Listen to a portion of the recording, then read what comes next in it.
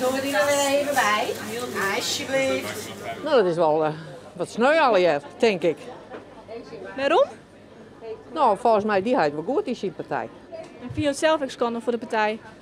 Ja, ik stem eigenlijk net op die partij, dus ja. Begreep je ook waarom hij opstapt is? Nou ja, ik snap het natuurlijk wel. Hij had al hier op pensioen en dat dit gebeurt, ja, dat kan je natuurlijk net nooit zien.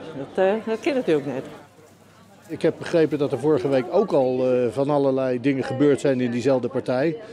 Dat betekent dat het allemaal niet zo heel lekker zit. En ja, aan de andere kant denk ik dan toch dat het heel jammer is dat zulke dingen gebeuren. Omdat ik denk dat er een bepaalde zeg maar partij nodig is om inderdaad voor deze groep mensen op te komen. Dat geloof ik wel. Ik zit in ouderenzorg. Het is mijn doelgroep.